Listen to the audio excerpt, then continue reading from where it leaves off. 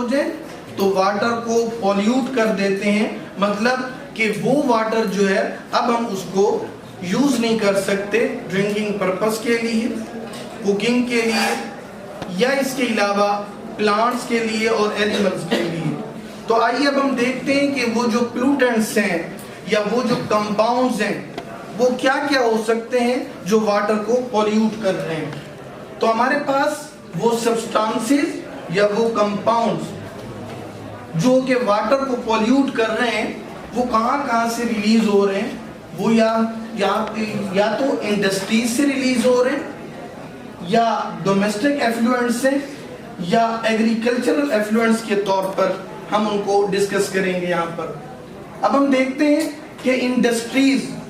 جو کہ اس وقت ہمارے پاس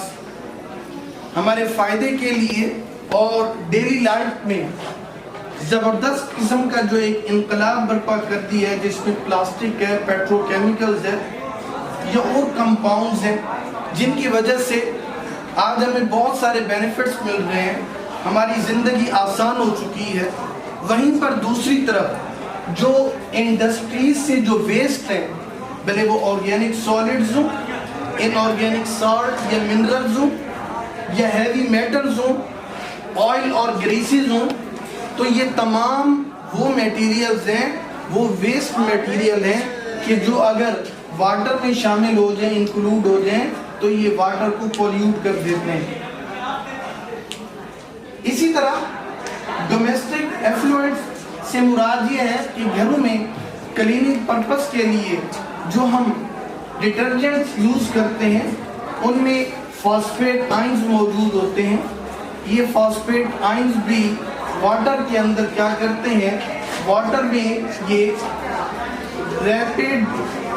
گروتھ آف ایلجی، یہ ایلجی کی گروتھ کو تیز کر دیتے ہیں، جو کہ واٹر سرفیس پر یہ ایلجی کی گروتھ کی وجہ سے جو آکسیجن ہے، جو ایٹماسفیئر میں آکسیجن ہے، وہ واٹر تک نہیں پہنچ پاتی ہے۔ اسی طرح ایگریکلچرل ایفلوئنٹس، مطلب کراپس کے لیے ہم فرٹیلائزر یوز کر رہے ہیں، پیسٹیسائڈز یوز کر رہے ہیں، تاکہ ہمارے پاس جو کراپس ہے یا اجناس جو ہے وہ ایوریج بہت اچھی ہمیں ملے۔ اس فائدے کے لیے جب ہم ایگریکلچرل جو ہمارے پاس سبسٹانسز یا کیمیکل یوز کر رہے ہیں جہاں ہمیں وہ بہت فائدہ دے رہے ہیں، وہیں پر جو اس کے ویسٹ میٹیریلز ہیں، اویئرنیس نہ ہونے